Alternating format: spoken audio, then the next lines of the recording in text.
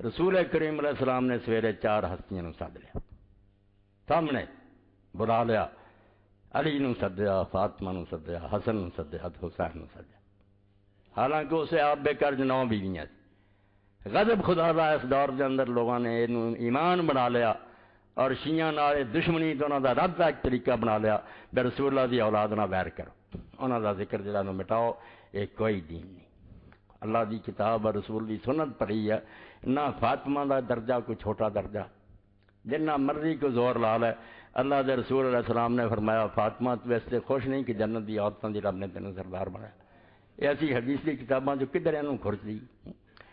حسن اور حسین نو کیا بے جنت دے جواناں دے تسی سردار جے، تے علی نو کیا وا ابوہ خیر منا، انہاں دا باپ جڑا ہے انہاں دوواں نال ویالا ہونا۔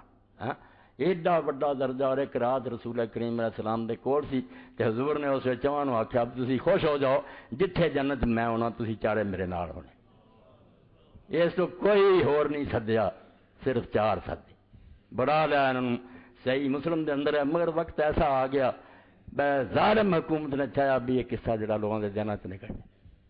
تفسیر امام ابن جریر طبری رحمۃ اللہ علیہ جو پڑھی دی ہے وہ دے اندر آؤں کہ جو امام عامر نے جنہوں شابی رحمۃ اللہ علیہ کہیں یہ گل سنائی تو انہوں نے کیا فاطمہ نو سدیا، حسن نو سدیا، حسین نو سدیا، علی دا نام نہیں ہے۔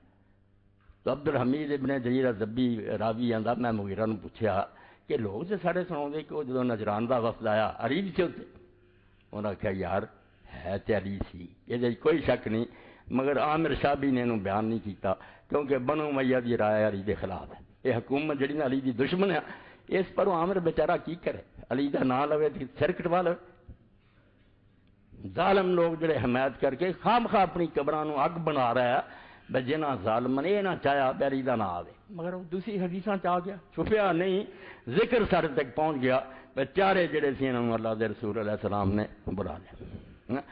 اور ایتھے